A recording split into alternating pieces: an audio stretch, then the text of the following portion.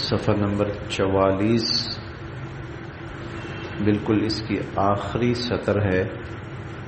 آیت نمبر 78 ختم ہو کر 89 شروع ہو رہی ہے. اعوذ باللہ من الشیطان الرجیم بسم اللہ الرحمن الرحیم. وقال فرعون ائتونی بكل ساحر علیم. پچھلی آیت میں ہم حضرت موسیٰ علیہ السلام اور حضرت ہارون علیہ السلام کا تذکرہ پڑھ رہے تھے کہ اللہ رب العزت نے ان دونوں انبیاء علیہ السلام کو فرعون اور اس کی قوم کی طرف بھیجا تاکہ ان کو ہدایت کا راستہ دکھائیں، سیدھا راستہ دکھائیں، اور جس گمراہی کے اندر وہ مبتلا ہیں اس گمراہی سے ان کو نکالیں. حضرت موسیٰ علیہ السلام اور حضرت ہارون علیہ السلام ان دونوں کو دو بڑے مقاصد دے کر بھیجا گیا تھا. دو بڑے مقاصد.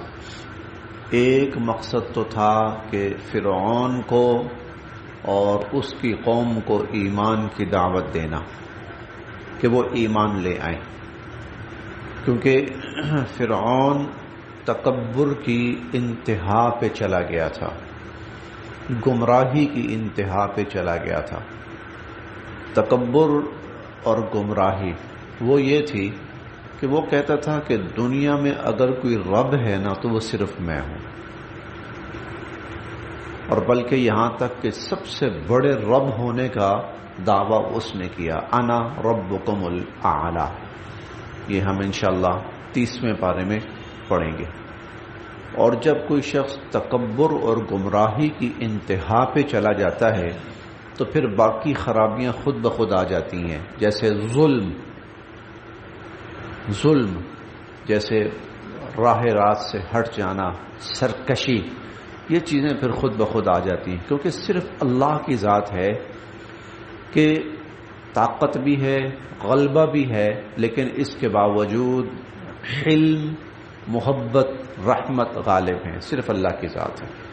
یا پھر اللہ پاک انبیاء علیہ السلام کو دنیا میں مبعوث فرماتے ہیں اور ان کو جب غلبہ دیتے ہیں تو ان کی ذات کے اندر انکساری، رحمت، مودت، نرم دلی، معافی یہ غالب ہوتی ہے. لیکن اگر ہدایت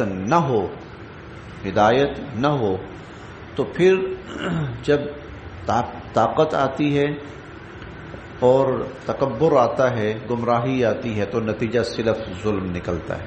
ظلم اور سرکشی. ظلم اور سرکشی کا یہ عالم تھا کہ ان کو یہ خدشہ پیدا ہوا کہ یہ جو بنی اسرائیل قوم ہے ان میں کوئی ہماری حکومت کے زوال کا سبب بن سکتا ہے. تو انہوں نے فیصلہ کیا کہ ان کی نسلیں اجاڑ کے رکھ دو، ان کی نسلیں اجاڑ کے رکھ دو.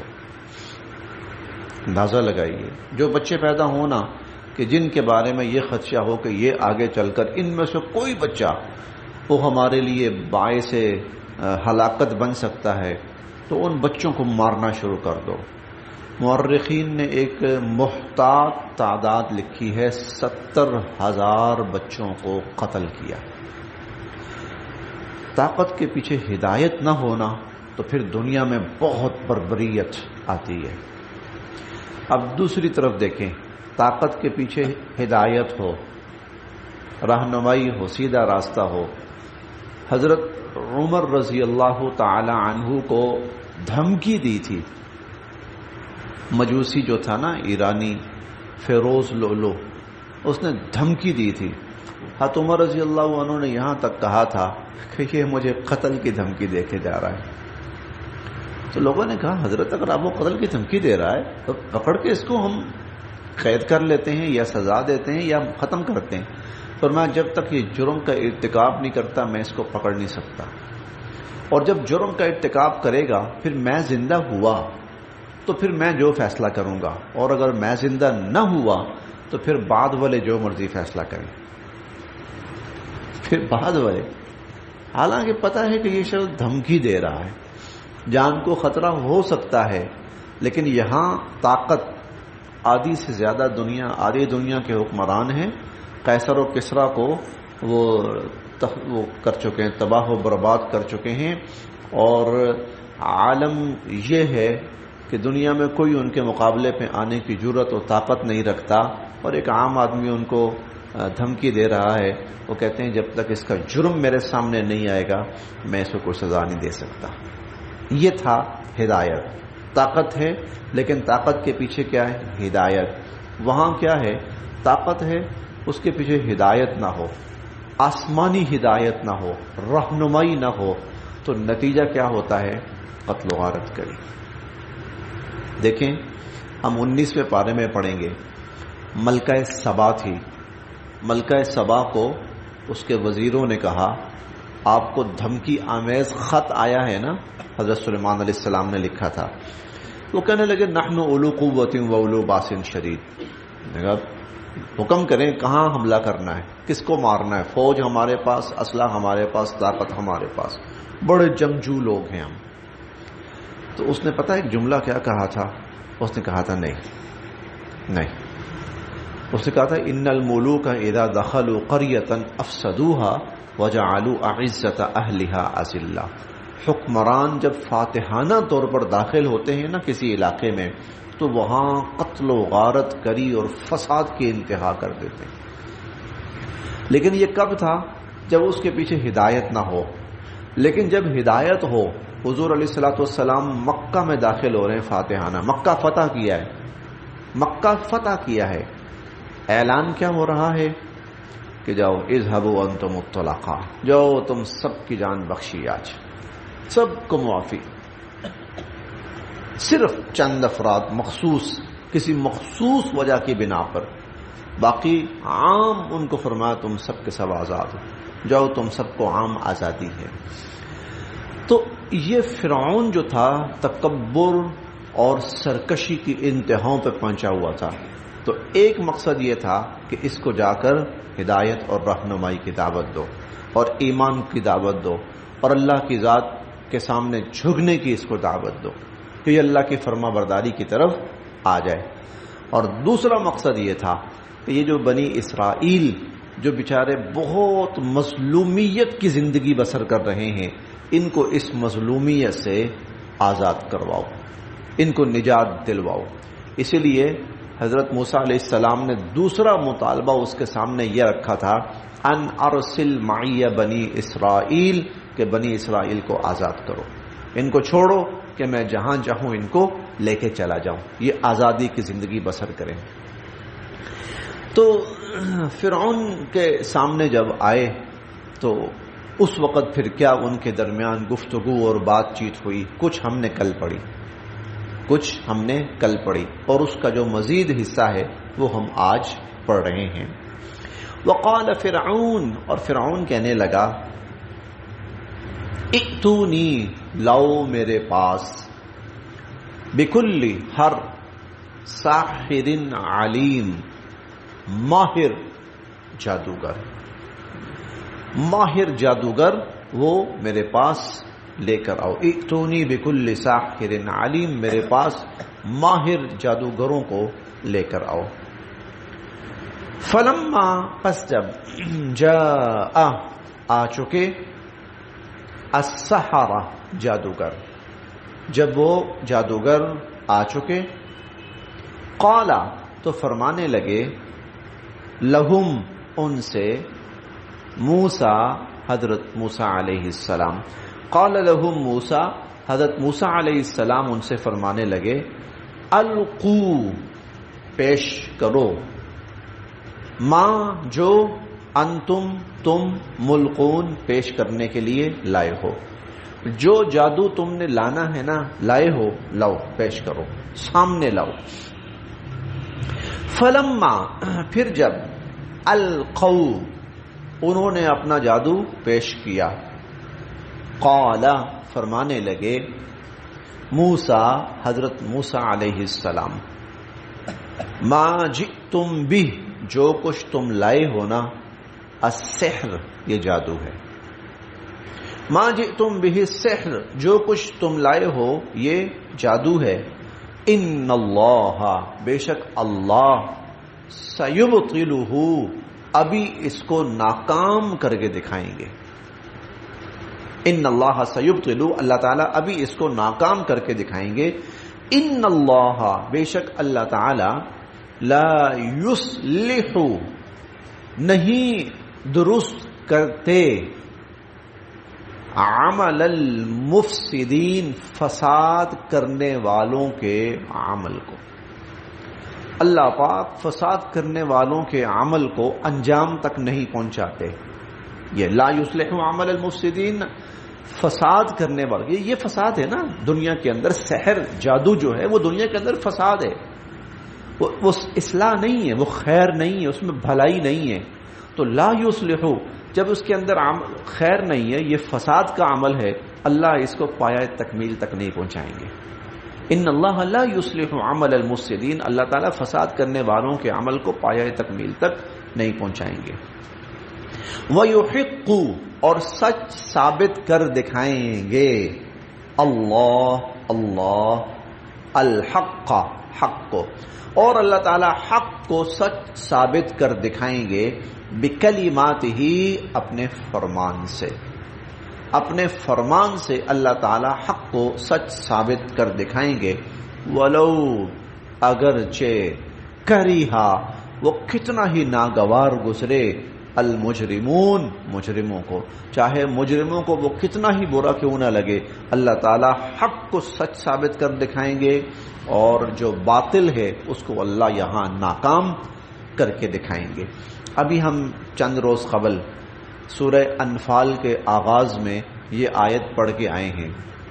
حضور علیہ الصلوۃ والسلام جب غزوہ بدر کے لیے تشریف لے گئے تو وہاں اللہ تعالیٰ نے یہی آیت ملتی جلتی آیت نازل فرمائی تھی کہ وَيُحِقُّ اللَّهُ الْحَقَّ وَيُبْطِلَ الْبَاطِلَ. اللہ تعالیٰ حق کو سچ ثابت کر دکھائیں گے اور باطل کو غلط ثابت کر کے دکھائیں گے. اور ہم انشاءاللہ 15ویں پارے میں پڑھیں گے کہ فتح مکہ کے موقع پر حضور علیہ الصلوۃ والسلام نے فرمایا جاء الحق زہق الباطل, حق آ گیا باطل بھاگ گیا. ان الباطل کان زہوقا, جب حق آ جاتا ہے تو پھر باطل نے بھاگنا ہی ہوتا ہے, باطل نے پھر بھاگنا ہی ہوتا ہے. وَيُحِقُّ اللَّهُ اور اللہ تعالیٰ سچ ثابت کر دکھائیں گے الحق حق کو بکلماتہ ہی اپنے فرمان سے. وَلَوْ كَرِهَ الْمُجْرِمُونَ چاہے مجرموں کو یہ بات کتنی ہی ناگوار کیوں نہ گزرے. فما آمنا بس نہیں ایمان لائے تھے لموسیٰ حضرت موسیٰ علیہ السلام پر الا مگر ذریتن کچھ نوجوان من قومہ ان کی قوم کے. فما آمن لموسیٰ الا ذریۃ من قومہ موسیٰ علیہ السلام پر ان کی قوم کے کچھ نوجوان ہی ایمان لائے تھے. علی خوف من فرعون فرعون کے ڈر کی وجہ سے, وملئہم اور ان کے سرداروں یا وزیروں کے ڈر کی وجہ سے, ان یفتنہم کہ وہ کہیں ان کو کسی مصیبت میں نہ ڈال دیں. یہ ابتدائی وقت ہے جب حضرت موسیٰ علیہ السلام نے نبوت کا اعلان فرمایا تو شروع میں بنی اسرائیل کے کچھ ہی لوگ موسیٰ علیہ السلام پر ایمان لائے. پھر اس کے بعد تو آہستہ آہستہ ساری بنی اسرائیل حضرت موسیٰ علیہ السلام کے ساتھ ہو گئی تھی. وَإِنَّ فِرْعَوْنَ اور بے شک فرعون لعال بڑا سرکش ہوا پڑا تھا فی الارض زمین میں. وَإِنَّ فِرْعَوْنَ لَعَالٍ فِي الْأَرْضِ فرعون زمین میں بہت سرکش ظالم ہوا پڑا تھا. وَإِنَّهُ اور بے شک وہ لَمِنَ الْمُسْرِفِينَ ہر حد عبور کیے ہوئے تھا. وَقَالَ مُوسَىٰ اور حضرت موسیٰ علیہ السلام فرمانے لگے یا قومی اے میری قوم, ان اگر کنتم ہو تم آمنتم ایمان لائے باللہ اللہ پر, ان کنتم آمنتم باللہ اگر تم اللہ پر ایمان لائے ہو نا تو فعلیہ توکلوا تو پھر اس پر بھروسہ رکھو. فعلیہ توکلوا، اس پر بھروسہ رکھو، کیونکہ حق کو اپنی منزل پانے میں بڑی مشکلات عبور کرنی پڑتی ہیں. تو صبر کے ساتھ رہنا ہے. یہ نہ ہو کہ ذرا دھمکی آئی تو تم لوگ بھاگ جاؤ اور فرار ہو جاؤ، نہیں. فعلیہ توکلوا، پھر اللہ پہ بھروسہ رکھو. ان کنتم مؤمنین، ان کنتم مسلمین، اگر تم فرما بردار ہو تو. فقالوا، وہ کہنے لگے، علی اللہ، اللہ پر ہی، توکلنا، ہم نے بھروسہ کیا. ربنا، اے ہمارے رب، لا تجعلنا، ہمیں نہ بنائیے، فتنةً، آزمائش، للقوم الظالمین، اس ظالم قوم کے لیے. ہمیں اس ظالم قوم کے لیے آزمائش نہ بنائیے. ظالم قوم کے لیے آزمائش نہ بنانے کا مطلب یہ ہے کہ یا اللہ ان کے ہاتھوں ہمیں کسی مصیبت میں مبتلا نہ کرنا، کسی مشکل میں، کسی مصیبت میں ہمیں مبتلا نہ کرنا. ونجنا، اور اے اللہ ہمیں نجات عطا فرمائیے، برحمتک، اپنی رحمت سے، من القوم الکافرین، کافر قوم سے. تو یہ دو چیزیں ہمارے سامنے آئیں کہ جب آپ حق پہ ہیں تو ایک تو آپ کو صبر کرنا ہے، اللہ پہ بھروسہ رکھنا ہے، اور دوسرا ہر وقت اللہ سے دعا کرتے رہنا ہے، مدد مانگتے رہنا ہے اللہ تعالیٰ سے. یہ دو چیزیں جب ساتھ ساتھ چلتی ہیں، حکمت عملی، اللہ کے سامنے دعا گڑ گڑانا، پھر راستے بنتے.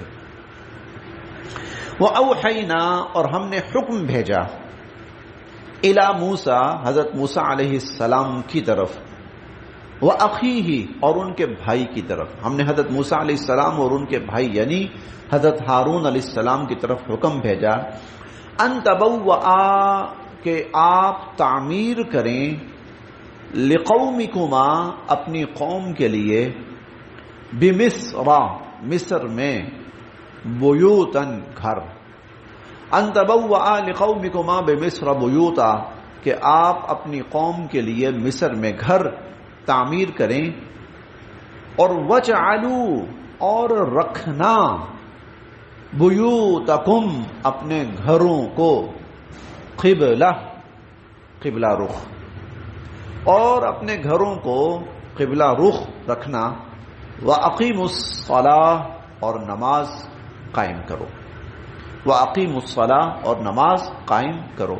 مقصد یہ تھا کہ اگر تمہارے لیے عبادت گاہوں میں جا کر عبادت ادا کرنا ممکن نہیں ہے تو اپنے گھر ایسے بناؤ کہ تم اپنے گھروں کے اندر بیٹھ کر اللہ کی عبادت کر سکو.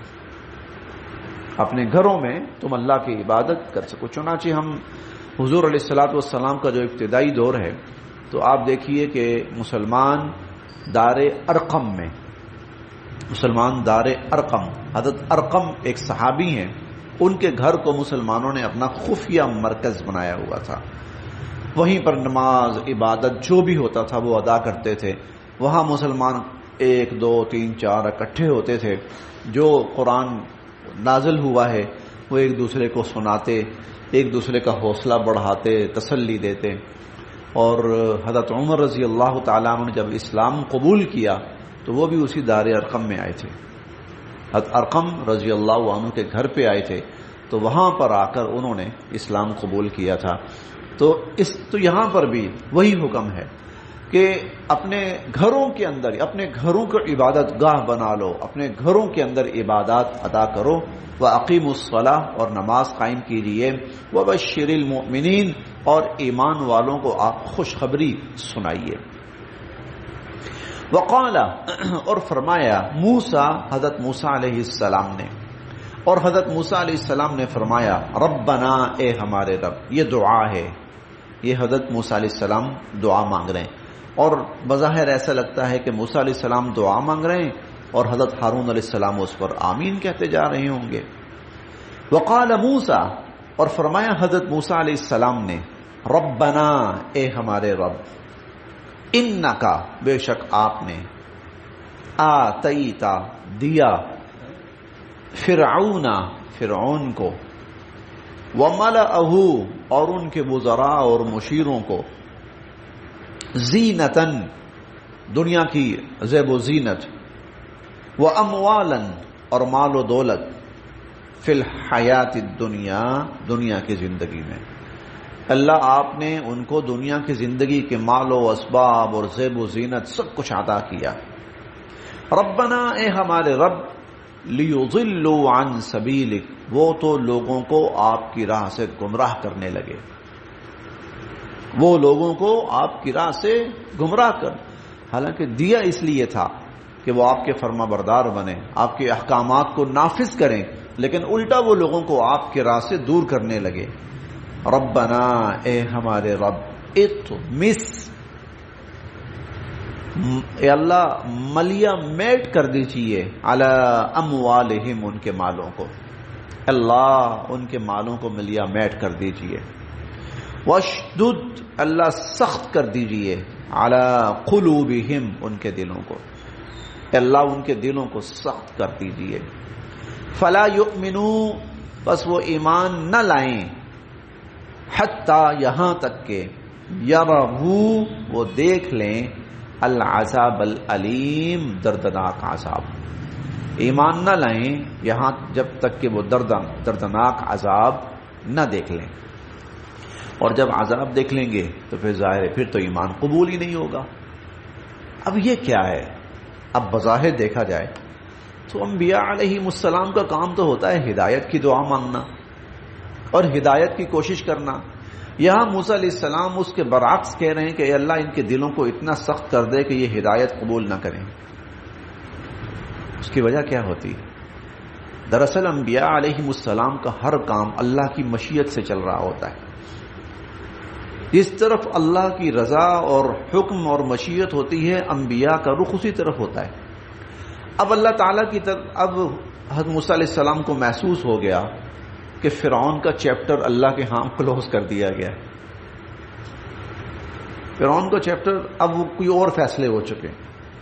مجھے تو بھیجا تھا نا شروع میں، ایمان کی دعوت دو، ہدایت کی دعوت دو، سیدھے راستے کی دعوت دو، میں دیتا رہا، یہ اور سرکش ہوتے رہے اور ظالم ہوتے رہے اور بڑھتے گئے، تو اب لگتا ہے کہ وہ اتمام حجت ہو چکا ہے اور اللہ کے ہاں ان کا چیپٹر کلوز کر دیا گیا ہے، اب عذاب کے فیصلے ہو چکے ہیں۔ اب اللہ کا فیصلہ عذاب کی طرف جا رہا ہے، چنانچہ اب نبی کا رخ بھی اسی طرف ہو جائے گا۔ اللہ اب پتہ چل چکا ہے کہ بس اب عذاب آنا ہے۔ یہی چیز ہم حضرت نوح علیہ السلام کے واقعے میں پڑھیں گے، بددعا ہے وہاں پر، حضرت نوح علیہ السلام کا واقعہ سورہ نوح میں ہم پڑھیں گے، وہاں پر یہی ہے، اللہ ان میں سے کسی کو زندہ نہ چھوڑ۔ ربنا، وہ تھا آیت تھی، لا یلد الا فاجرا کفارا، اے اللہ کسی کو زندہ نہ چھوڑ، کسی کو زمین پر بستا ہوا نہ چھوڑ۔ لا تذر علی الارض من الکافرین دیارا، اے اللہ کسی کافر کو زمین پر بستا ہوا نہ چھوڑ۔ انک ان تذرہم، اگر آپ نے ان کو چھوڑا، یضلوا عبادک، یہ آپ کے بندوں کو گمراہ کریں گے، ولا یلد الا فاجرا کفارا، اور ان کے ہاں جو بھی پیدا ہوگا فاجر اور کافر ہی ہوگا۔ یہ کیا ہے؟ نبی دیکھ لیتے ہیں، نبی اللہ کی اس مشیت کو پرکھ لیتے ہیں کہ اللہ اب ان کے بارے میں دوسرا فیصلہ فرمانے لگے، ان کا خاتمہ فرمانے لگے، تو پھر نبی کا رخ بھی اسی طرف ہو جاتا ہے۔ چنانچہ یہ دیکھیے، وقال موسیٰ، موسیٰ علیہ السلام فرمانے لگے، ربنا، اے ہمارے رب، انک آتیت فرعون، آپ نے فرعون کو دی، وملأہ، اور اس کی قوم کو آپ نے، زینتاً، دنیا کی زیب و زینت، واموالاً، اور مال و دولت، فی الحیات الدنیا، دنیا کی زندگی میں، ربنا لیضلوا عن سبیلک، اے اللہ یہ لوگوں کو آپ کی راہ سے گمراہ کرنے لگے، ربنا اطمس علی اموالہم، اے اللہ ان کے مالوں کو ملیا میٹ فرما دے، واشدد علی قلوبہم، اور ان کے دلوں کو سخت کر دے، فلا یؤمنوا حتی یروا العذاب العلیم، یہ ایمان نہ لائیں جب تک کہ عذاب نہ دیکھ لیں۔ قال، اللہ تعالیٰ نے فرمایا، قد، بے شک، اجیبت، قبول کر لی گئی، دعوتکما، تم دونوں کی دعا، تم دونوں کی دعا۔ اب وہ دونوں، حالانکہ دعا صرف موسیٰ علیہ السلام کی ہے، لیکن دونوں کا مطلب یہ ہے کہ ایک بھائی دعا مانگ رہے ہیں، ایک آمین کہہ رہے ہیں، تو اللہ تعالیٰ فرماتے ہیں تم دونوں کی دعا قبول کر لی گئی، فاستقیما، بس تم لوگ صبر سے کام لینا، ولا تتبعان، اور نہ پیچھے لگنا، سبیل، راستے کے، الذین، ان لوگوں کے، لا یعلمون، جو حق نہیں جانتے اور حقیقت نہیں جانتے.